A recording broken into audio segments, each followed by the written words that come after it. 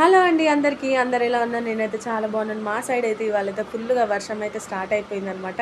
So వర్షంలో గుర్తొచ్చేది ఏంటి, మనకు ఎవరికైనా గుర్తొచ్చేది బజ్జీలన్న పకోడీ అన్న. సో పిల్లలు అడిగేసరికి మమ్మీ వర్షం పడుతుంది కదా ఏదన్నా చెయ్యి అని చెప్పేసరికి ఇంట్లో పిండి ఉండింది.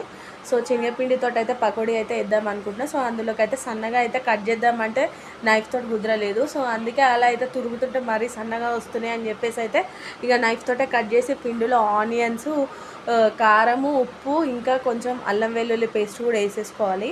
సో వేసేసుకున్న తర్వాత దాన్ని అయితే మొత్తం కలుపుకొని మంచిగా మిక్స్ చేసేసుకోవాలి వాటర్ వేసుకొని. ఎక్కువ లూజ్గా అయితే కలుపుకోవద్దు అనమాట. సో వాటర్ వేసి కొంచెం థిక్గానే కలుపుకోవాలన్నమాట పకోడీ టైపు. సో అందరికీ తెలిసిన రెసిపీ కానీ నా స్టైల్లో అయితే నేను చూపిస్తున్నాను. సో పిల్లల కోసం వేడివేడిగా చేద్దామని చెప్పేసి అయితే సో ఆయిల్ హీట్ చేసుకొని అలా కొంచెం కొంచెం వేసేసుకుంటే పకోడీ అయితే రెడీ అయిపోతుంది.